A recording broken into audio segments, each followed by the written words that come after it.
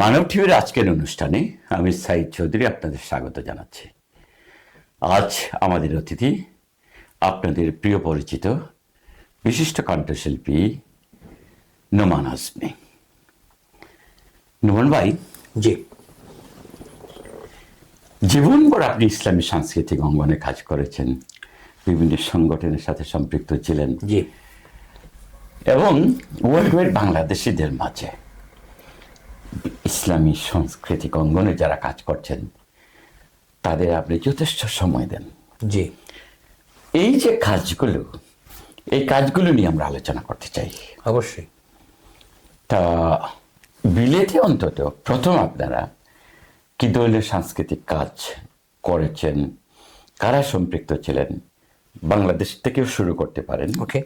যে আপনি যখন সাংস্কৃতিক অঙ্গনে আসলেন কোন সংগঠন দিয়ে আপনার যাত্রা শুরু হয়েছিল, তারপর আপনাদের সাথে যারা কাজ করেছিলেন এরা এখন কে কোথায় আছে, জি, এমনটি হতে পারে। আসসালামু আলাইকুম। ধন্যবাদ সাইদ ভাই। আমি আপনার প্রশ্নগুলো উত্তর দেওয়ার আগে আমি একটা ব্যাকগ্রাউন্ড ইনফরমেশন দিতে চাই। এটা আমার ব্যক্তিগত অভিমত যে বাংলাদেশি মুসলমানদের মাধ্যমে বাংলাদেশে হোক বা প্রবাসে হোক, যেভাবে ইসলামী সাহিত্য সাংস্কৃতিক কর্মকাণ্ড একটা সাংগঠনিকভাবে একটা সংঘবদ্ধ প্রচেষ্টার মাধ্যমে করা হয় বা হচ্ছে, আমার জানা মতে অন্য কোনো দেশে বা অন্য কোনো জাতীয়তার মধ্যে বাংলাদেশি মুসলমানের বাইরে এরকম ভাবে হয় বলে আমার জানা নাই। আমার ধারণা আমাদের মতো এত সংখ্যক নাই, কিন্তু কিছু কাজ আমি কোনো কোনো জায়গায় দেখেছি, যেমন পাকিস্তানি কিংবা ধরেন মিশরে, মধ্যপ্রাচ্যের কোনো কোনো এরিয়ায় যে মুসলিম ইয়থদের মাঝে সংঘবদ্ধ ওয়ার্ক আছে। আমি সেটাই বলছি, সংঘবদ্ধ নাই না বলতেছি না, আমি বলছি আমরা যেভাবে করি যে আমাদের যে একটা ব্যাপক একটা জোয়ারের মতো হচ্ছে, এইভাবে ব্যাপকতাটা নাই আর কি, সেটা বলতে যাচ্ছেন। আচ্ছা, তো আমার ব্যক্তিগত অভিজ্ঞতা থেকে বলতে চাই, আপনি যেটা প্রশ্নটা করলেন, আমার যতটুকু মনে পড়ে আমরা প্রথম কাজ শুরু করি 70-এর দশকের মাঝামাঝি সময়। আচ্ছা, দিশারি তরুণ সংঘ নামে আমাদের একটা সংগঠন হয়। এটার উদ্যোক্তা ছিলেন আমাদের মাসুদ আলী ভাই এবং জয়নাল আবেদিন আজাদ ভাই। yes, মাসুদ আলী ভাই বর্তমানে টরন্টো থাকেন। জয়নাল আবেদিন আজাদ ভাই বর্তমানে একজন মিডিয়া ব্যক্তিত্ব এবং বিশিষ্ট শিশু সংগঠক, ভালো সংগঠক ছিলেন, তারা অর্গানাইজার ছিলেন। অসাধারণ সংগঠক। মাসুদ আলী ভাই দীর্ঘদিন ধরে কানাডা থাকেন। আজাদ ভাই এখনো এই ধরনের উনি খুব এখন তিনি মিডিয়া ব্যক্তিত্ব, টেলিভিশন একটা টেলিভিশনের উপস্থাপনা করেন, খুব খুব জনপ্রিয়। রিয়েল জনপ্রিয়। আবার ওদিকে উনি শিশু সংগঠক। জি। তো এই দিশারি তরুণ সংঘের মাধ্যমে আমরা গান গাইতাম, নাটক করতাম, হ্যাঁ, বিভিন্ন ধরনের কর্মকাণ্ড ছিল আমার। আমার মনে আছে পাখির যুদ্ধ আরম্ভ হলো ময়দানে, আমাদের একটা গান এবং নাটকের মাধ্যমে মাসুদ আলী ভাই চমৎকার চমৎকার প্রোগ্রাম করতাম। পরবর্তীতে 1978 সালে যখন সাইমন প্রতিষ্ঠা হয়, আমি আমার গত আলোচনায় বলছিলাম যে আমি সাইমনের প্রতিষ্ঠাতা সদস্যদের একজন ছিলাম, কিন্তু মল্লিক ভাই তো খুলনার লোক। আচ্ছা, সাইমনের প্রতিষ্ঠা হয় ঢাকাতে। তাহলে মল্লিক ভাই খুলনা থেকে ঢাকা কেমনে আসলেন? এখানে আমাদের একজন অত্যন্ত জনপ্রিয় মিডিয়া সংগঠক, একজন সফল ব্যবসায়ী এবং সমাজ নেতা শহীদ মীর কাশেম আলী। এই শহীদ মীর কাশেম আলী একটা প্রোগ্রামে গিয়েছিলেন খুলনাতে। আচ্ছা, সেখানে মল্লিক ভাইকে গান গাইতে শুনছেন, ওনার মল্লিক ভাইয়ের গানটা পছন্দ হয়েছে। মল্লিক ভাই তখন ওখানকার একটা সংগঠনের একটা দায়িত্বে ছিলেন, একটা ছাত্র সংগঠনের। তো উনি তখন মল্লিক ভাইকে ঢাকায় নিয়ে আসলেন যে এই ছেলেটাকে দিয়ে আমার কিছু কাজ করাইতে হবে। রতনের রতন চিনে। এই শহীদ মীর কাশেম আলী ভাইয়ের পৃষ্ঠপোষকতায় এই সাইমুম শিল্পী গোষ্ঠীর যাত্রা শুরু হলো। এবং এইভাবে এরপরে এই বর্তমানে যে আজকে বাংলাদেশে শত শত সাহিত্য সাংস্কৃতিক সংগঠন, এমনকি যত জায়গায় বাংলাদেশি মুসলমান আছে সব জায়গাতে একটা করে সাহিত্য সাংস্কৃতিক সংগঠন আছে। শুধু একাধিক আছে, কোনো কোনো জায়গায় প্রতি শহরে শহরে আছে। তো ওইটার প্রসঙ্গে পরে আসতেছি। তো এইটা কিন্তু শুরু হইল সাইমুম দিয়া। এরপরে হইল আপনার চট্টগ্রামে পাঞ্জেরি শিল্পী গোষ্ঠী, খুলনাতে শহীদ সাংবাদিক শেখ বেলাল উদ্দিনের পৃষ্ঠপোষকতায় টাইফুন শিল্পী গোষ্ঠী, বরিশালে মরহুম মহিউদ্দিন ভাইয়ের পৃষ্ঠপোষকতায় হেরাল রোশনি শিল্পী গোষ্ঠী। এখানে চট্টগ্রাম, ঢাকার পরে চট্টগ্রাম হলো এই সাহিত্য সাংস্কৃতিক ক্ষেত্রে সবচেয়ে বেশি উর্বর, কত প্রচন্ড শক্তিমান একজন সাংস্কৃতিক ব্যক্তিত্ব। একজন হলেন ডাক্তার সম রফিক ভাই। উনি ছিলেন পাঞ্জেরি শিল্পী গোষ্ঠীর প্রতিষ্ঠাতা পরিচালক। পরবর্তীতে উনি আবার মল্লিক ভাইয়ের পরে সাইমেমোর পরিচালক ছিলেন। আমি ছিলাম তখন সেক্রেটারি, আমাদের সহকারী রফিক ভাই পরিচালক, আর ওস্তাদ তাফাজ্জল হোসেন খান এখন খুব নাম করা, উনি ছিলেন সহকারী পরিচালক। এই পাঞ্জেরির প্রোডাক্ট কারা? একজন হলেন বিশিষ্ট শিক্ষাবিদ, আন্তর্জাতিক পুরস্কার প্রাপ্ত অধ্যক্ষ ডক্টর চৌধুরী আব্দুল হালিম।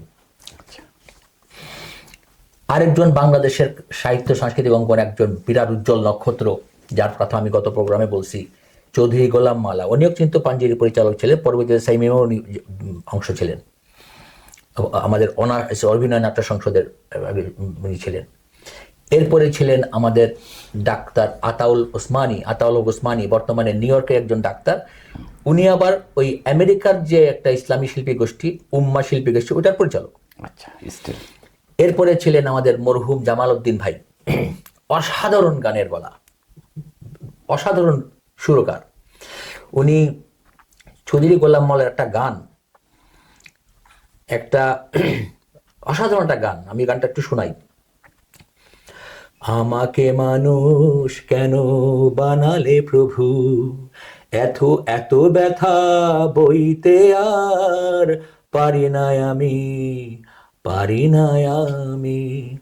আমাকে মানুষ কেন বানালে তুমি। আমাকে মোল্লা ভাই বলছেন যে উনি এই একটা ইসলাম অনুষ্ঠানে যখন গানটা গাইলেন, সেখানে প্রধান বক্তা ছিলেন আব্বা। তো উনি গানটা গায়া মোল্লা ভাই যখন মঞ্চ থেকে নেমে যাচ্ছেন, আব্বা ওনাকে থামাইছে, মোল্লা তুমি তো দাঁড়াও।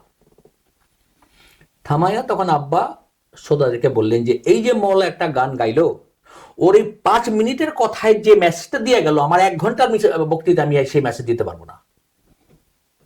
কতখানি বোদ্ধা ছিলেন আমার প্রফেসর গোলাম আজমের মতো মানুষ এই ধরনের স্বীকৃতি দিলে এটা তার জন্য কথা বলে। মোল্লা ভাই এটা বলছে যে আমার চিরজীবনের জন্য এটা মনে থাকবে আমার, কারণ মোল্লা ভাইয়ের লেখা গান, কিন্তু এটা জামাল ভাইয়ের সুর দেওয়া গান। অসাধারণ গলা ছিল। উনি আল্লাহ ওনাকে জান্নাত নসিব করে হঠাৎ করে গত বছর আচমকা মারা গেলেন, চলে গেলেন। হ্যাঁ, আপনি জানেন, জামাল ভাইয়ের স্মরণে আমরা একটা প্রোগ্রাম করছিলাম, সেখানে আপনি ছিলেন। তো এইভাবে আমাদের বর্তমানে বাংলাদেশের সাহিত্য সাংস্কৃতিক অঙ্গনে যতগুলো বড় বড় নাম আমি বললাম, এই যেমন কবি সোলাইমান হাসান, কবি মোশাররফ হোসেন খান, কবি হাসান আলিম, মরহুম কবি আসাদ বিন হাফিজ, আপনার কবি এবং সাহিত্যিক বুলবুল সারোয়ার, হ্যাঁ, তারপরে আপনাদের যে সংলাপের মরহুম আফজাল চৌধুরী, সিলেটের মুকুল চৌধুরী, এই যে নাম, বড় বড় নামগুলো একদম 100% কিন্তু একটা সংগঠিত সাহিত্য সাংস্কৃতিক প্রেক্ষাপট থেকেই তারা বেরিয়ে আসছে, একাই আসেনি। অবশ্যই ক্ষেত্রে আফজাল চৌধুরী এরা প্রথম আফজাল চৌধুরী গার্জিয়ানশিপের মাঝে, হ্যাঁ, উনি একটু সিনিয়র তো নেই, কিন্তু মুকুল ভাই আমাদের সমসাময়িক। তো এখন আমি এই যে বুলবুল সারোয়ার, আমার মনে আছে কতবার যে ওনার ঢাকা মেডিকেলের হোস্টেলে ওনার রুমে গিয়ে আড্ডা মারছি, আমাদের সমবয়সী তো। আল্লাহ ওনাকে সুস্থ করে দিক এবং আল্লাহ ওনাকে রহম করুক। ওনার উপরে দীর্ঘদিন ধরে একটা মারাত্মক দুরারোগ্য ব্যাধিতে পড়ে, এই কবি নজরুল যেমন 14 বছর বয়স থেকে 34 বছর 20 বছর সাহিত্য রচনা করছেন, অসাধারণ, প্রায় 100 বছর হয়ে গেছে, এখনো মানুষ এটা অমর হয়ে আছে। তো বুলবুল সারোয়ার বেশি দিন কিন্তু সাহিত্য রচনা করতে পারেননি এই দুরারোগ্য ব্যাধির কারণে, কিন্তু ওনার ওই ঝিলাম নদীর দেশে একটা অসাধারণ একটাই যথেষ্ট। যে বিলেতে আপনি যখন আসেন, কাদের এসে দেখলেন এবং এর শুরুতে কারা বিশেষ ভূমিকা পালন করেছেন? আমার আমি তো বিলেতে আসছি 1990 সালে, কিন্তু এখানে সাহিত্য সাংস্কৃতিক কর্মকাণ্ড শুরু হয়েছে অনেক আগে। তো অ্যাকচুয়ালি আজকে এই বিলেতের শুরুর দিকে এই সাংস্কৃতিক কর্মকাণ্ডে জড়িত ছিলেন একজন মুহিব রহমানী ভাই, আজকে অ্যাকচুয়ালি আমরা জুমার পরে ওনার সাথে কিছু সময় কাটাইলাম। তো কথা প্রসঙ্গে মুহিব ভাই জিনিসটা আমাকে বলেন, আমি মনে করছিলাম যে হয়তো এত আরো পরেই শুরু হয়েছে। উনি আমাকে বললেন না, এই এখানকার প্রথম শিল্পী গোষ্ঠীর নাম হলো উত্তরণ শিল্পী গোষ্ঠী। আচ্ছা এটা শুরু হয় আমাদের মারফত আলী ভাইয়ের হাতে। আচ্ছা। আমি মনে করছিলাম যে 80-র দশকে মল্লিক ভাই যখন আসছিলেন তখন ওটা শুরু হয়। মারফত ভাই বললেন, মুহিব ভাই বললেন না, এটা শুরু হয়েছে 70-এর দশকের শেষের দিকে। আচ্ছা পরের দিকে মল্লিক ভাই সেটাকে সুন্দর করে একটু, মল্লিক ভাই 85 সালে আসলেন এখানে একটু ট্রেনিং দেওয়ার জন্য, তাদেরকে সুন্দরভাবে একটু ট্রেনিং দেওয়া, তাদেরকে উচ্চারণ সুন্দর করা, তাদের গানের ভঙ্গিটা সুন্দর করা। তো যে জিনিসটা অনেকে হয়তো জানেন না, যে মারফত ভাই কিন্তু খুব ভালো একজন গীতিকার, সুরকার এবং শিল্পী। মাঝে মধ্যে ওনার সাথে টেলিফোনে কথা হয়, উনি আমাকে ওনার গানগুলো শোনান। বর্তমানে বিলেতের একটা বড় ইসলামী সংগঠনের কেন্দ্রীয় নেতা, এটা বাংলাদেশদের মধ্যে অনেক পুরনো একটা ইসলামী সংগঠন। তো আমি মারফত ভাইকে বলছি যে ভাই, আপনাকে যে আল্লাহ সাংস্কৃতিক প্রতিভা দিছে, এটারে আল্লাহর দিনের খেদমতে কাজে লাগাইতে হবে।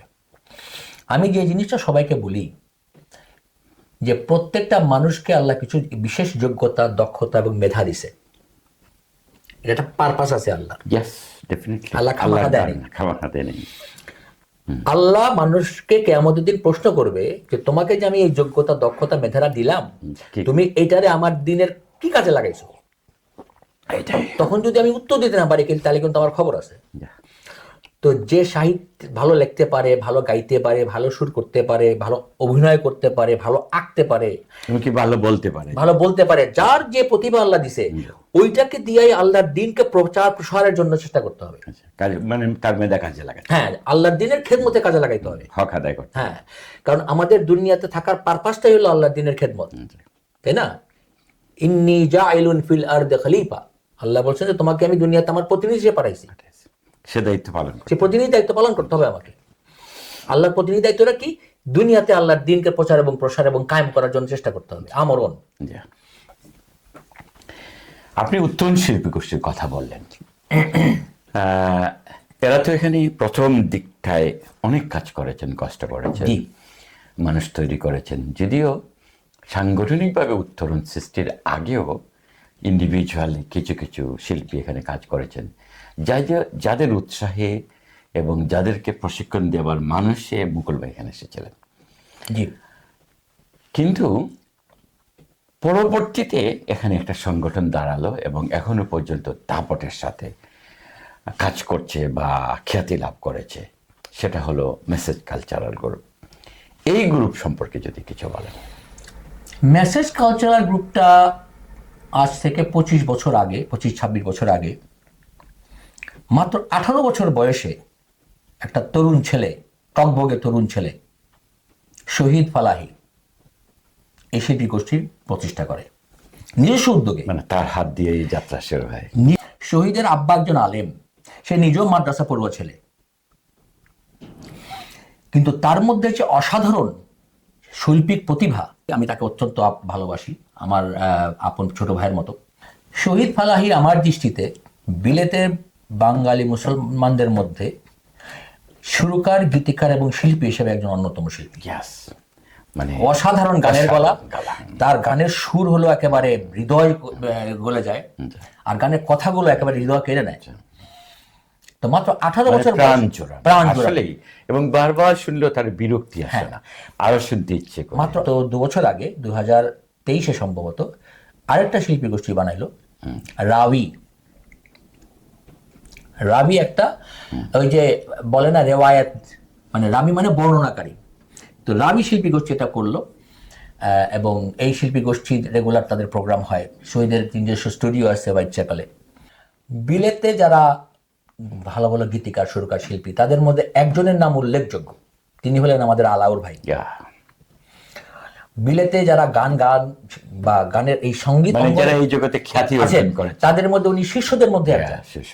বাংলাদেশ টেলিভিশনে ওনার লাইভ প্রোগ্রাম হয়েছিল 80-র দশকে, বা এখানে বড় অনুষ্ঠান হলে আলাউর ভাই ছাড়া হইতে পারে না। তো আলাউর ভাইয়ের সাথে আমার কিছুদিন আগেও কথা হচ্ছিল। উনি কিন্তু অত্যন্ত একজন দিনদার মানুষ। খুবই বন্ধুবৎসল এবং মানুষ, খুব খুব অসাধারণ ভালো একজন মানুষ। অমায়িক একজন মানুষ, হ্যাঁ, ভালো মানুষ, খুবই দিল দরাজ একজন মানুষ। ভালো মানুষ।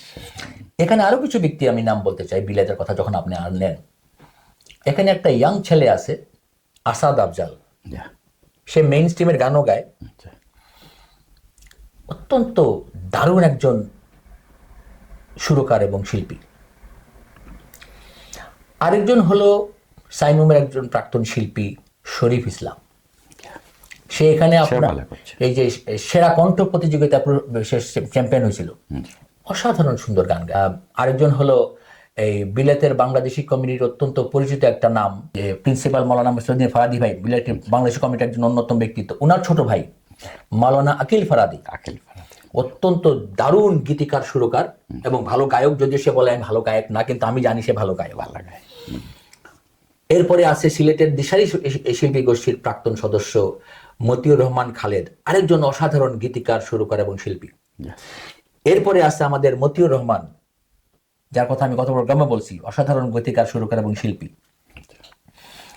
কিছুদিন আগে, গত বছর একটা ছেলে আসছে, আলামিন সাদ, yeah, আলামিন ভালো করছে। অত্যন্ত ইয়াং একটা ছেলে। জি, তার গানের গলা ভাই খুবই শুনলে মনটা ভুলে যায় এবং ভালো সুরও দিতে পারে। আমাদের মাহফুজ। তারপরে আমি আসতেছি, বর্তমানে যে মেসেজ শিল্পী গোষ্ঠীর সাথে, মেসেজ কালচার গ্রুপের সাথে আছে প্রাক্তন সাইমুমের শিল্পী নওশাদ মাহফুজ। Yeah, এরও কিন্তু চমৎকার গানের গলা। yes, তো বিলেতের এখানে ইসলামী অঙ্গনে গান করে এক ঝাঁক, মানে 8-10 জন তো হবেই, এই নামগুলো যে বললাম। yes, ডাক্তার সালেক মোর্শেদুল আরেকজন Yeah. প্রাক্তন সাইমুমের শিল্পী, yes, ভালো গীতিকার, ভালো শিল্পী। এরা কিন্তু এই আসাদ ছাড়া বাকিরা সবাই কিন্তু হয় মেসেজের সাথে আছে, নয় রাবির সাথে আছে। আমাদের এই যে ফিল্ম মেকার হাসান আল বান্না, সেও কিন্তু ভালো গায়। এখন এই বান্না হলো কি একটা আজব, আলাদা একটু। সে তার পরিচিতি হলো আপনার চিত্র নির্মাতা হিসাবে। জি, হ্যাঁ, জি। সবাই জানে যে সে ভিডিও প্রোডাকশনে, ভিডিওগ্রাফি, হ্যাঁ, ভিডিওগ্রাফি, হ্যাঁ, এবং তার একটা কিছু কোম্পানি আছে। আর এটা তো বিশেষত্ব, বিকজ সে তো মেইন স্ট্রিমে কাজ হ্যাঁ, করে। মেইন স্ট্রিমে কাজ করে। জি। He is a very established videographer and আপনার ফিল্ম মেকার। জি, কিন্তু আমি সে একদিন একটা প্রোগ্রামে, সেও রাবির সাথে জড়িত আছে, তো আমি ওর গান শুনে ব্যাক হয়ে গেলাম। এগুলো বান্না, তুমি এত চমৎকার গান গাইতে পারো, তুমি তো লুকে আসলে কেন মিয়া? শুধু গান গাওয়া না, আবৃত্তিতেও সে হ্যাঁ। ভালো। হ্যাঁ, চমৎকার। তো এই যে প্রতিভাগুলো, জি, বিলেতের মাটিতে আমি খুব অত্যন্ত আশাবাদী। এখানকার সাহিত্য সাংস্কৃতিক অঙ্গনের ব্যাপারে আমি খুবই আশাবাদী, কারণ এখানে যেই প্রতিভাগুলো একটা সমন্বয়, আল্লাহর রহমত, এই যতগুলো নাম বললাম সবার সাথে আমার খুব ঘনিষ্ঠ সম্পর্ক। এটা আমাদের নেসার মাধ্যমে তাদের সাথে আমি রেগুলার তাদের সাথে সম্পর্ক রাখি, যোগাযোগ রাখি, যতটুকু সম্ভব হয় ছোট ভাইয়ের মতো তাদের সাথে আমার স্নেহ, আমাকে তারা খুব সম্মান করে, আমি গাইড যতটুকু দিতে পারি। কিন্তু মূল কথা হলো যে এরা এক একজন বিশাল বিশাল প্রতিভাবান ব্যক্তি। আরেকজন হলো গিয়ে ইকবাল জীবন। ভালো জীবন কিন্তু। আমার মানে বাংলাদেশি ব্যাকগ্রাউন্ড থেকে বিশ্বে বাংলা ইসলামী গানের মধ্যে সে যেরকম নাম করছে, এটা তুলনার বাইরে। সে কিন্তু দীর্ঘদিন আমাদের ম্যানচেস্টারের কাছেই ছিল, একটা ওল্ডহাম শহরে ছিল। কোথায়? অনেকদিন বলতেছি আমি, আচ্ছা। ম্যানচেস্টারের কাছে ওল্ডহাম শহরে ছিল। আচ্ছা, তখন থেকে আমার সাথে তার ঘনিষ্ঠতা। সাইমুমের পরিচালক ছিল। yeah, সে এখন আমেরিকার নাগরিক, বেশ কয়েক বছর হলো সে নিউ ইয়র্কে আছে, এই জন্য দেখি না। এবং সে ওই উম্মা শিল্পী গোষ্ঠীর সাথে কাজ করে। আচ্ছা, কিন্তু তার নিজস্ব সেট আপ আছে, নিজস্ব স্টুডিও আছে নিউ ইয়র্কে, এবং এখন কিছুদিন আগে দেশে গেছিল, বর্তমানে এখন সে উমরাতে আছে। তো দেশে গিয়ে বেশ কিছু রেকর্ড করছে, এবং কিছুদিন আগে সে তার ছেলে মেয়েদেরকে নিয়ে একটা রেকর্ড করছে, তার মেয়ে এবং ছেলে গান দিয়ে। তো আপনার কানাডাতেও আমাদের একজন আছে, তার পুরো নামটা ভুলে গেলাম, মিশকি, আমি তাকে মিশকি নামেই চিনি, খুব ভালো গান গায়।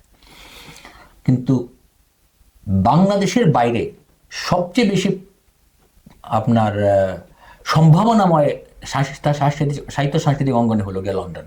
একটা ছেলে আছে ঢাকা বিশ্ববিদ্যালয়ের প্রবাহ সাহিত্য সংস্কৃতির প্রাক্তন পরিচালক, ওর নামটা কি, সে নিউ ক্যাসল থাকে, আমিনুল ইসলাম। তা হয়েছে কি, গ্রেট ব্রিটেনে অনেকে এমন হয় যে হঠাৎ দেখা যায় লন্ডন আসার পরে তারা আমরা জানছি, কিন্তু তারা হয়তো বিভিন্ন জায়গায় কাজ করে। যেমন আপনার অক্সফোর্ড ইউনিভার্সিটিতে বেশ কয়েকজন তরুণ কাজ করে, আপনার ইয়াতে ডার্বিশায়ার একজন ভালো শিল্পী কাজ করে। তো এদের আসলে লাইমলাইটে আসে না এরা, হ্যাঁ, বিকজ তারা তো আমাদের বাঙালি মিডিয়ার বাইরে True. অনেক দূরে থাকে। তো এমনটি হয়, ফলে এটা সত্য, এটা ক্যাপিটাল সিটি লন্ডনে যারা আছে বাইরে আছে, বাইরে আপনার বিভিন্ন শাখায় আপনার ওল্ডহামে শিল্পী গোষ্ঠী আছে, আপনার নিউ ক্যাসেলে আছে, বার্মিংহামে আছে, ব্র্যাডফোর্ডে আছে, বিভিন্ন শহরে ছোট ছোট শিল্পী গোষ্ঠীর কাজ আছে। আচ্ছা, আপনি অনেকের কথাই বললেন, হয়তো আমাদের অন্য আলোচনায় আরো অনেকের কথা আসবে। সাইফুল্লাহ মনসুর নিয়ে তো কিছু বললেন না। আমি আসতেছিলাম, আপনি বললেন যে বাংলাদেশে আবার যাব, এই জন্য আমি তখন আনি নাই। সাইফুল্লাহ মনসুর, আপনি জানেন যে সে আমার ঘনিষ্ঠ আত্মীয়। ওর মেজ বোনের সাথে আমার বড় ভাইয়ের বিয়ে হয়েছিল। তো ভাবি তো আজ থেকে 20 বছর আগে আল্লাহ দুনিয়া থেকে নিয়ে গেছেন তাকে, আল্লাহ ওনাকে জান্নাত নসিব করুন। আমি যখন সাইনমুমের পরিচালক, তখন এই মানসুর এবং আমার ছোট ভাই সালমান এদের হাতে দিয়ে সাইনমুমের শিশু কিশোর বিভাগের কাজ শুরু হয়। আচ্ছা, আপনার ছোট ভাই বলতে সালমান ভাই? ডক্টর সালমান আল আজামি, হ্যাঁ। এখন তো সে একাডেমিক এবং সে এখন রিসার্চ নিয়ে খুব ব্যস্ত। ব্রিটেনের মিডিয়াতে ইসলাম এবং মুসলমানকে কিভাবে দেখানো হয়, কিভাবে প্রতিফলিত করা হয়, এটার উপরে তার রিসার্চ। সে ভেরি উচ্চ মার্গের বই লিখেছেন, আমরা তো একটা review language in the media তার বইয়ের নাম। আবার সে তার ইউনিভার্সিটি যে আপনার লিভারপুল হোপ ইউনিভার্সিটি, সেখানে সে Muslim in Britain research group নামে একটা রিসার্চ ইনস্টিটিউট বানাইছে। আপনার তো মনে আছে আমরা যখন ওয়ার্ল্ড ওয়াইড মুসলিম ডে অ্যাটেন্ড করলাম, ওয়াইসি 57টা দেশের উপরে, সালমান ভাই আমরা একসাথে কাজ করেছি। আচ্ছা, আপনার প্রজেক্ট ছিল সে, তখন সে লন্ডন থাকতো, এবং মানে তার কন্ট্রিবিউশন ভেরি বিগ, তখন থেকেই হি is A brilliant researcher, real talent, brilliant researcher. এখন তার রিসার্চের দিকে ভালো, সেদিকে তার যোগ্যতা দক্ষতা বেশি। তো মানসুর শুধু বাংলাদেশে নয়, বিশেষ করে বাংলাদেশে কিন্তু বিশ্ব ইসলামী সাংস্কৃতিক অঙ্গনে মানসুরের যে একটা ভূমিকা, যা অবদান, এটা অস্বীকার করার কোনো সুযোগ নাই। মানসুর সাইমুমের প্রাক্তন পরিচালক এবং বাংলাদেশের অনেকগুলি সাহিত্য সাংস্কৃতিক সংগঠনের পৃষ্ঠপোষকতা সে ছিল। সবচেয়ে বড় হলো যে তার যে স্পন্দন অডিওভিজুয়াল সেন্টার, যে তার ব্যক্তিগত প্রতিষ্ঠানটা, নিজের প্রতিষ্ঠান, তার একটা ব্যক্তিগত একটা ব্যবসায়িক প্রতিষ্ঠান, কিন্তু এই স্পন্দন অডিওভিজুয়াল সেন্টারের মাধ্যমে যেভাবে ইসলামী গান এবং বড় বড় আপনার আলেমদের ব্যক্তিত্বদের বক্তব্য, আল্লামা শহীদ আল্লামা সাইদি থেকে আরম্ভ করে বিশ্বব্যাপী ছড়িয়ে দেওয়া যে প্রয়াস, এই বিগত ফ্যাসিস্ট সরকারের আমলে তাকে দেশ ছাড়তে বাধ্য হয়েছে সে নিরাপত্তার কারণে, এবং তার ব্যবসা প্রতিষ্ঠান গুটি দিতে বাধ্য হয়েছে। কিন্তু তার বাংলাদেশে 12টা শাখা ছিল স্পন্দনের। এর মাধ্যমে সারা বাংলাদেশে সে এই ইসলামী সংস্কৃতির যে একটা ব্যাপকতা ছড়ায় দেওয়ার একটা সুযোগ তার হয়েছিল। স্পন্দন কিন্তু এখনো অনলাইনে তাদের রেগুলার প্রোডাকশন চলছে। এবং বিশেষত এই যে নতুন প্রজন্মের ছোট ছোট শিশু, কিশোরী, যেমন জাইমা, একটা প্রোডাক্ট তৈরি হয়ে গেছে। জাইমা ইটসেলফ একটা বিষয় হয়ে গেছে। হ্যাঁ, জাইমানুর আমাদের এই নুরুল ইসলাম বুলবুল ভাইয়ের মেয়ে। তো সাইফুল্লাহ মনসুর শুধু তাই না, সে সারা দুনিয়াতে যতগুলো বিভিন্ন ইসলামী সাহিত্য সংগঠন বা সাংস্কৃতিক সংগঠন আছে তাদেরও সে পৃষ্ঠপোষকতা করে, সহযোগিতা করে, প্রকারান্তরে অ্যাটাচ। হ্যাঁ, সবাই তার কাছ থেকে উপকৃত হচ্ছে, বিকজ টেকনিক্যাল দিকটা তো আছে। হ্যাঁ, সে বিলেত সফরে যায়, ইউরোপ সফরে যায়, মধ্যপ্রাচ্য সফরে যায়, আমেরিকা সফরে যায়, মালয়েশিয়া থেকে। এবং আমার সাথে তার রেগুলার কথাবার্তা হয়। হাজারুল্লাহ বিয়াই তো, আর ছোটবেলা থেকে একসাথে কাজ করছি। আর আমাদের প্রতিবেশী ছিল, প্রিয়জনদের মাঝে সে আমার প্রতিবেশী ছিল। আমার ফুফুর বাসায় দীর্ঘদিন তারা ভাড়া ছিল, আমাদের একটা বাসা পরেই। তো সাইফুল্লাহ মনসুরের ভূমিকাটা অনস্বীকার্য। আমি আরো কয়েকজনের নাম বলতে চাই। একটা হলো ডাক্তার আবিদ জাফর, এই নামটা অনেকে জানেন কিনা জানি না। নাট্য অঙ্গনে আমার একজন বিশাল বড় একটা ব্যক্তিত্ব সে, আবিদ জাফর। ডাক্তার আবিদ জাফর, আমি আপনাকে গত প্রোগ্রামে বলছিলাম আমাদের এই উপদ্রুত স্বপ্নেরা নাটকের কথা।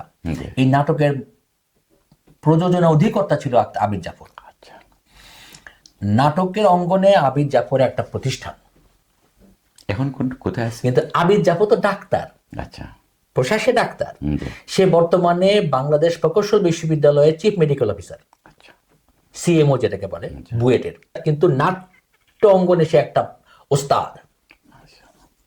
সে আবার সালমানের খুব ঘনিষ্ঠ বন্ধু। এরপরে আসেন আপনি আমাদের সময়ে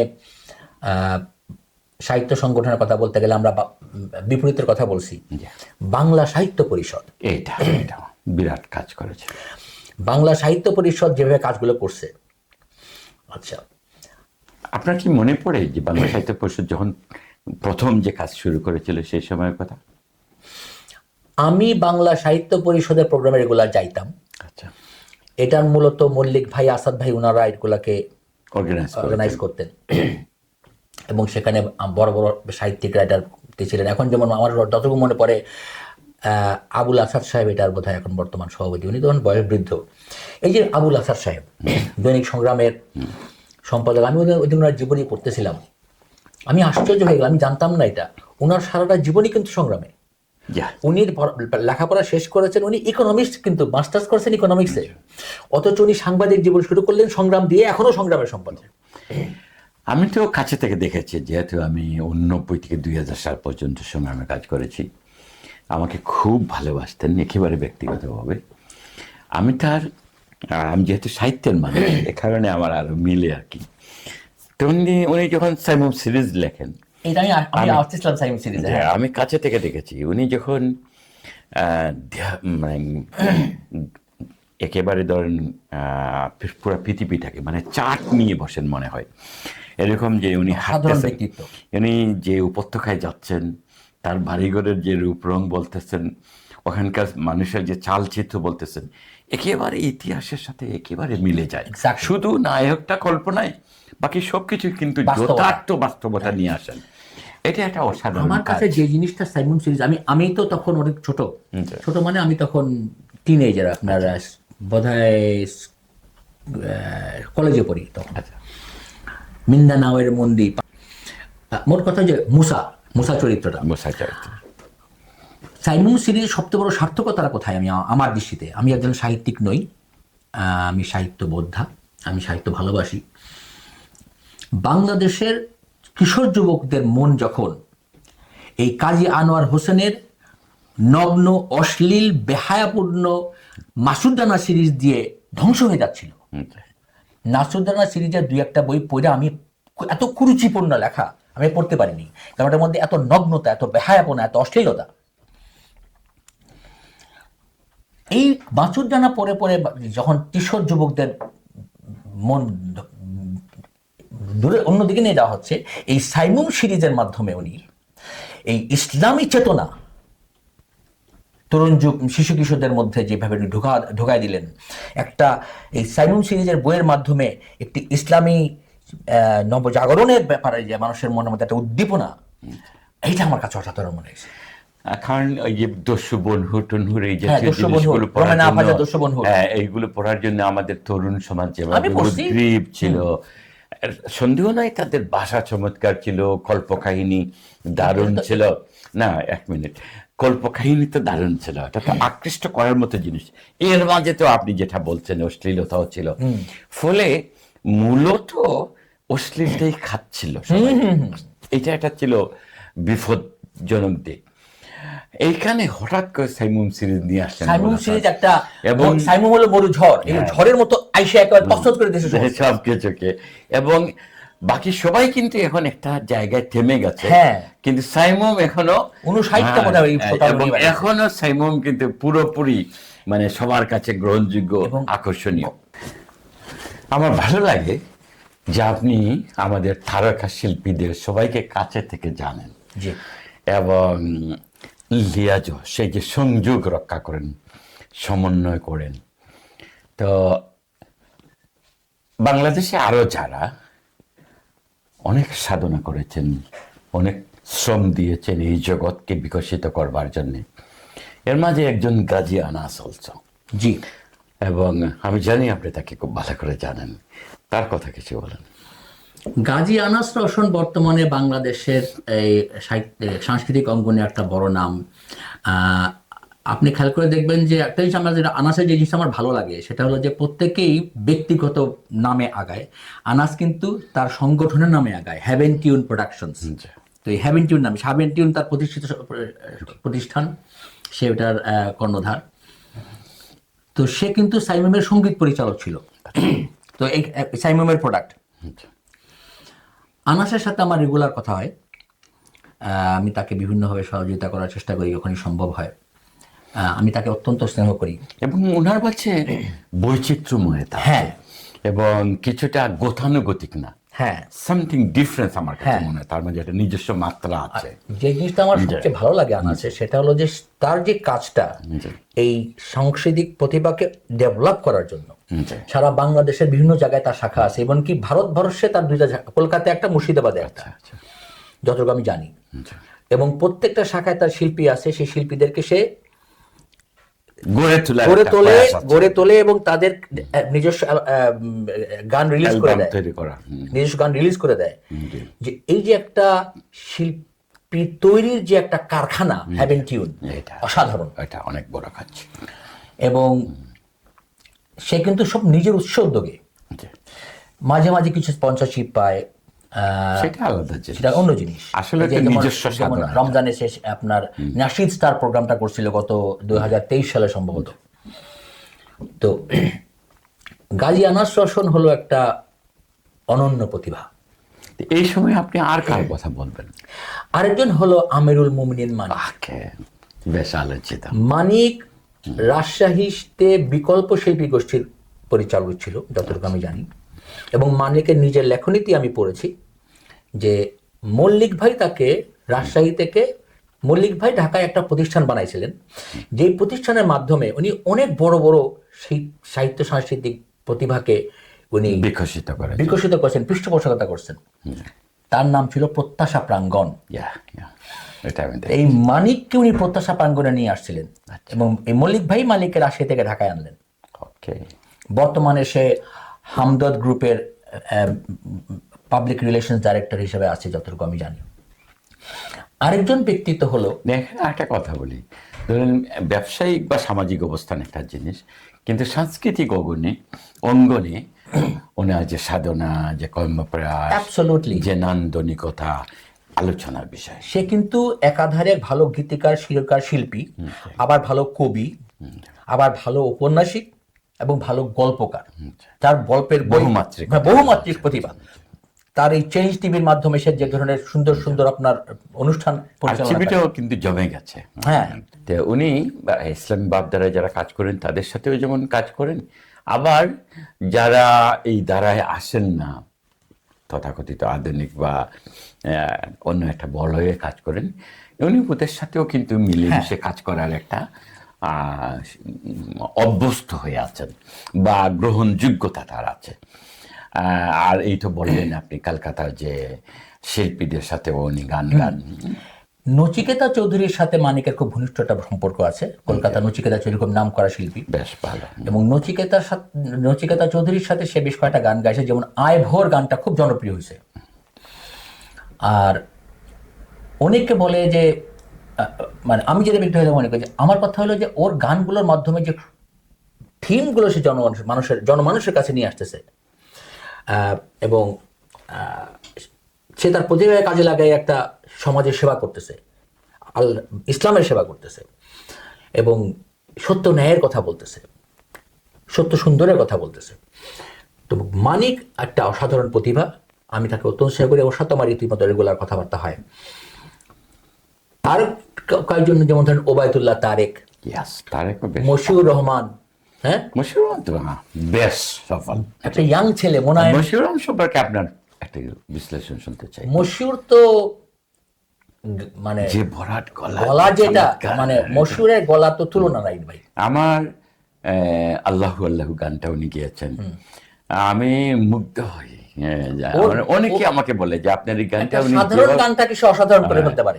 আর আমার গানটা উনি এমন যত্ন নিয়ে গিয়েছেন যে অনেকেই আমাকে বলে যে আপনার গানটা অনেকে গিয়েছেন, দুইজন মানুষের আপনার গাওয়া গানগুলো দুজন মানুষের মানে গান তারা বিশেষ অনেকে পছন্দ করে আর কি, আমাকে বলে যারা, এর মাঝে একজন মশিউর ভাই, আরেকজন আমাদের ফাহিম ফাহিম, হ্যাঁ। ফয়সাল। ফাহিম ফয়সাল খুব হৃদয় দিয়ে আমার গানগুলো গান। হ্যাঁ, আমি তো মশিউরের আমি ওকে বলছি, দেখো তোমার গানগুলো শুনলে দিলটা ভরে যায়, কারণ সে একটা সাধারণ গানকে অসাধারণ করে ফেলতে পারে, এই গলা তার আছে। আরেকটা ইয়াং ছেলের কথা যেটা বলতেছিলাম, মোনায়েম বিল্লাহ, আচ্ছা, ওর এই মেহেরবান গানটা যে আমি কতবার শুনছি আমি বলতে পারবো না। মেহরবান গানটা আপনি বাহ অনেক শুনছেন। মানে আমি এটা একেবারে দিলের মধ্যে কে লাগে। আমিও, আমার কাছে যারা দুলা দেয়, হ্যাঁ। হৃদয় ছোঁয়া। তারপরে আরেকটা ছেলে আছে, আচ্ছা। এত বেশি, সে খুব প্রচার বিমুখ, আচ্ছা, কে সে? আমার সাথে তারও খুব ঘনিষ্ঠ সম্পর্ক, আবুল আলা মাসুম। ওকে, এই যে আপনার নামটা আপনি হয়তো ভালো জানেন না। আচ্ছা, মশিউরের কণ্ঠে আপনি একটা গান, যে গানটা মশিউরকে সবচেয়ে বেশি ফেমাস করছে, মালিক তুমি জান্নাতে, তোমার পাশে আমার একটা ঘর বানিয়ে দিও। অথবা শাহাবুদ্দিন শিহাব, আরেকটা অসাধারণ শিল্পী, Yes. ওর কণ্ঠে একটা গান আছে, প্রভু তুমি বলেছো প্রভু তুমি বলেছো রাসূল দেবে না, বলনি দেবে না ওমর, বলনি দেবে না হামজা তারিক, খালিদ বিজয়ী সমর। এই গানগুলো সবাই জানে, কিন্তু এই গানের গীতিকার সুরকার কে? এটা হয়তো জানি আবুল না। আলা মাসুম। এগুলা গীতিকার এবং সুরকার। আচ্ছা, কিন্তু যে জিনিসটা মানুষ জানে না, আমি মাসুমকে কতবার বলছি, মিয়া তুমি গাও না কেন, রিলিজ করো না কেন? অসাধারণ গানের গলা আছে তার, সে খুলনার ছেলে, অসাধারণ গানের গলা। ওর বাবা মল্লিক ভাইয়ের রুমমেট ছিলেন। আচ্ছা, তাহলে তো সংস্পর্শটা ভালো পেয়েছেন। বাবা, হ্যাঁ, ওর বাবা কলেজে মল্লিক ভাইয়ের রুমমেট ছিলেন। আচ্ছা, আর ছেলে ভালো শিল্পী হয়ে হ্যাঁ। গেছেন। হ্যাঁ। তো মাসুম অসাধারণ তার গানের গলা, কিন্তু গীতিকার সুরকার হিসেবে একেবারে অসাধারণ থেকে বেশি। আপনি বললাম না যে দুটো গান শুধু শোনাইলাম, এই গানগুলো গেয়ে এই শিল্পীরা এবং এই গানগুলো তো অনেক জনপ্রিয়, হ্যাঁ। বিশেষ করে ইসলামী সাংস্কৃতিক আন্দোলন বা সংগঠন সমূহে বেশ জনপ্রিয়। সেটা বাংলাদেশে আজকাল অনেকগুলো গানের স্টুডিও হয়েছে। তো একটা খুব ভালো একটা স্টুডিও হলো গিয়ে আপনার ধানসিঁড়ি। এই ধানসিঁড়ি যে দিদারুল ইসলাম, আচ্ছা। সাইমুমের প্রাক্তন পরিচালক, যতটুকু আমি জানি, বা সাইমুমের ছিল, আমার যতটুকু ধারণা সে পরিচালক ছিল। আচ্ছা, আচ্ছা, আরেকজন খুব ভালো শিল্পী লিটন হাফিজ চৌধুরী, yes. সাইমুমের প্রাক্তন পরিচালক। উনিও সাইমুম পরিচালক, হ্যাঁ। এটা জানতাম না। হ্যাঁ। Yes. তারপরে আপনার আরেকটা হলো গিয়ে আমাদের গোলাম মাওলা, সে এখন একটা স্টুডিও চালায় দোলন চাপা নামে। সে টাইফুনে ছিল খুলনার, পরবর্তীতে সাইমুমে আসলো। কি যে দরাজ গলা রে ভাই! আপনি শুনছেন গোলাম মাওলার গান? না, আমি আপনি ইউটিউবে গেলে পাবেন। মিস করেছি। ইউটিউবে গেলে পাবেন। চৌধুরী গোলাম মাওলা না না না, পিওর শুধু গোলাম মাওলা। শুধু গোলাম মাওলা। আচ্ছা, চেষ্টা করব। তো দরাজ গলা ওর, হলো গিয়ে আপনার এই মোস্তফা জামান আব্বাসী টাইপের গান গলা আর কি। হ্যাঁ, একটা সময় ছিল যখন আপনি ইসলামী গান মানেই মোস্তফা জামান আব্বাসী, খালিদ হোসেন, সোহরাব হোসেন। আব্বাসী আবার আমার খুব মানের মানুষ। হ্যাঁ, আমি ওনার সাথে গিয়েছি, খেয়েছি, ওটা বসে করেছি, সিলেটে এনে অনুষ্ঠান করেছি, আমাদের রুটারি ক্লাবের অনুষ্ঠানে উনি এসেছি। মানে ওনার একটা আলাদা একটা জগৎ, অবশ্যই অবশ্যই, আর সুরের ঢং, আর মানে উনি তো মানে জাত কবি, যেটা আমরা একদম বলি। একদম, মানে মনে হয় আব্বাসউদ্দিনের ছেলে তো ভাই, আর মনে হয় উনি জন্মাইছি শিল্পী, এরকম। তো আপনি, আমি যেটা বলতেছিলাম যে একটা সময় ছিল 70-এর দশকে, 80 দশক, যে ইসলামী গান বলতেই এই মোস্তফা জামান আব্বাসী, খালিদ হোসেন, সোহরাব হোসেন, ওস্তাদ ফজলুল হক, এই কয়েকটা নামের মধ্যে সীমাবদ্ধ আলোচিত ছিল। এখন যে আমাদের ঝাঁকে ঝাঁকে বিশাল জগৎ। হ্যাঁ, তো আপনার এমনকি আমাদের এই যে ডক্টর মিজানুর রহমান আজহারি, হ্যাঁ, উনি যে ওয়াজের মাঝখানে গায় ভালো করে। হ্যাঁ, আমাকে এই সাম্প্রতিক সময়ে অনেকে বলছিলেন যে উনি তো ভালো শিল্পী, হ্যাঁ, বক্তা হিসেবে যত পপুলার, তার শিল্পী হিসেবে হয়তো ওই বড় বক্তা হওয়ার কারণে শিল্পী পরিচয়টা হয়তো নিচে পড়ে গেছে, কিন্তু চমৎকার গাইতে উনি। এখানে আরো কয়েকজনের কথা আমি বলতে চাই। আমাদের সাইমের প্রতিষ্ঠাতা সদস্যদের মধ্যে একজন বর্তমানে আছেন ওস্তাদ তাফাজ্জল হোসেন খান। উনি তো ওনার যেমন গলা ওস্তাদি।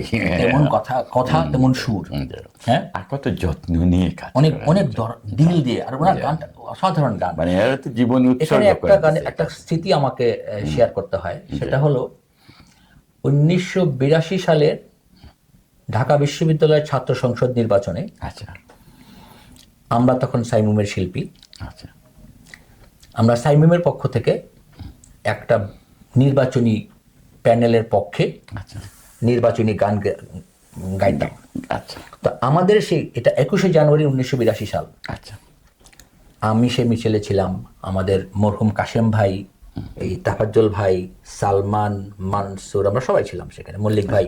আচ্ছা তো আমাদের মিছিলটা যখন স্যার এ.এফ. রহমান হলের সামনে দিয়ে যাচ্ছে, তখন সেই মিছিলে একটা গ্রেনেড নিক্ষেপ হয়। তো যেই গ্রেনেড নিক্ষেপ হওয়ার কিছু মুহূর্ত পূর্বে মল্লিক ভাই আমাকে বললেন যে দেখো তো সালমান আর মানসুর কোথাও, ওরা অনেক ছোট তো তখন, 15-16 বছরদের বয়স। তা আমি ওদেরকে খুঁজতে গেলাম, ওদেরকে পাইয়া ওদেরকে, তারপরে আমি আবার ব্যাক করতেছি। তো দেখেন আল্লাহর কি ইচ্ছা, আমি যেখানে দাঁড়ায় ছিলাম আচ্ছা বোমাটা বিস্ফোরিত হয়েছে ঠিক ওই জায়গাতে। ইয়া আল্লাহ।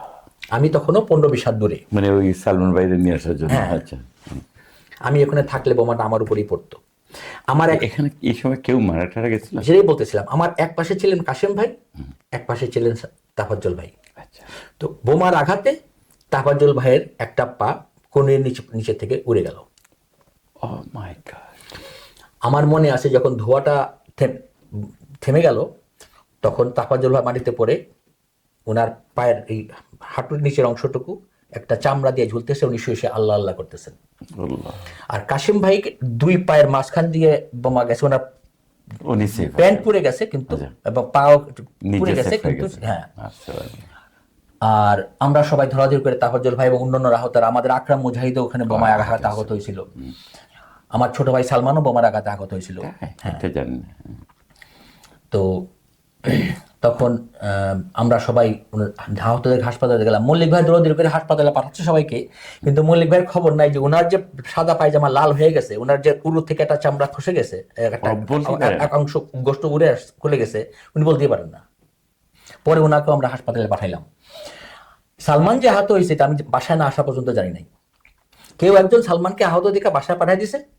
বাসায় আসার পরে আমার চাচাতো ভাই তখন ঢাকা মেডিকেলের 4th ইয়ারের ছাত্র, উনি তখন আমার সালমানকে নিয়ে আমাদের বাসার কাছে যে হলি ফ্যামিলি হাসপাতাল, সেখানে গিয়া ব্যান্ডেজ ট্যান্ডেজ করে নিয়ে আসছে। আমি বাসায় এসে দেখি সে ব্যান্ডেজ নিয়ে বাসায়।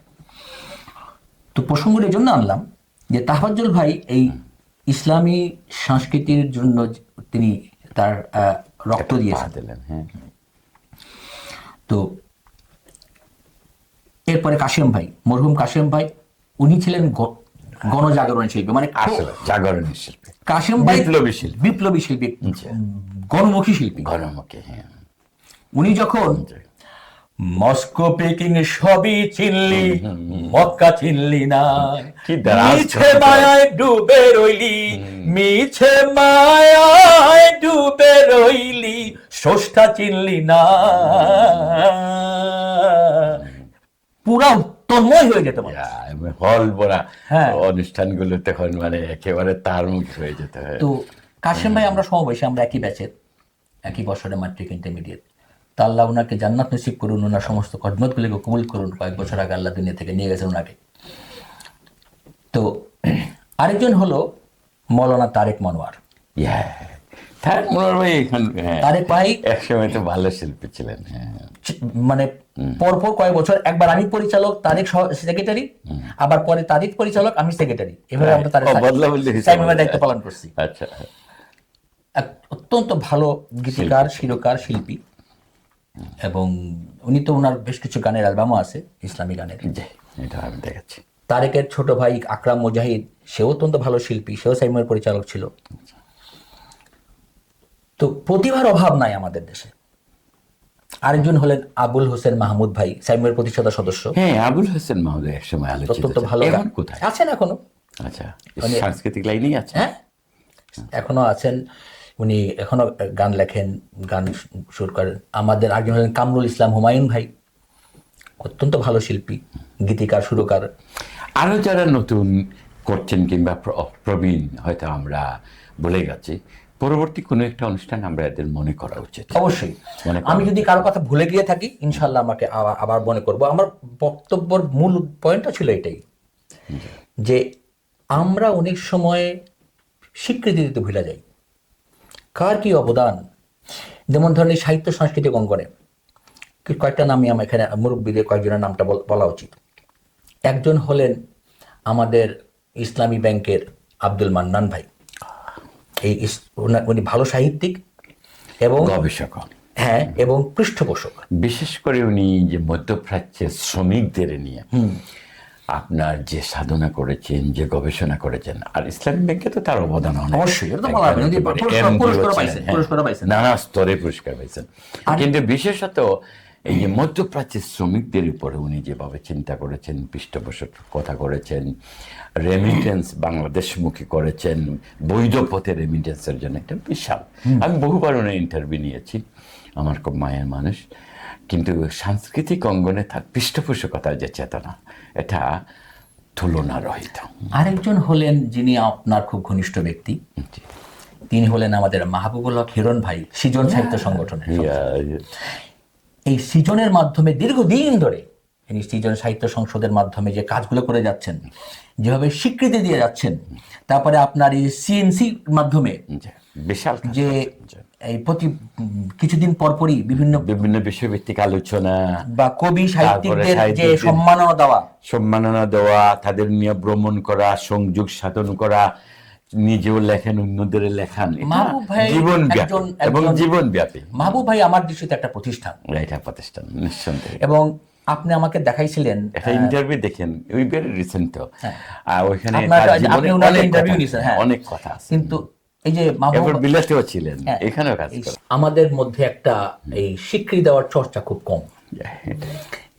মাহবুবের কথা এই জন্য বললাম যে এই জিনিসটা উনি খুব করেন, স্বীকৃতি দেওয়াটা। হ্যাঁ, নিয়মিতভাবে প্ল্যান এবং ওয়াইড সার্কেলে। যে কারণ একটা জিনিস আমরা বুঝি না অনেক সময়, যে আমরা যদি একজনকে স্বীকৃতি দেই, অ্যাকনলেজমেন্ট দেই, এটা তার জন্য অনুপ্রেরণা হয় এবং অন্যদের জন্য একজনের স্বীকৃতি পাইলে আরেকজন স্বীকৃতি প্রত্যাশা করে বা ওরকম সাধনা করে আশাবাদী হয় যে একটা স্বীকৃতি আছে, একটা সম্মান আছে। এবং স্বীকৃতির কারণে যে সৃষ্টিশীল মানুষগুলোর এই কাজকর্মের প্রতি অন্যের যে আকর্ষণ হয়, ওরা তো তখন শিকার সুযোগ পায়। সেটাই আমি একটা উদাহরণ দিতে চাই। আমি এই যে দেখেন আপনার এই যে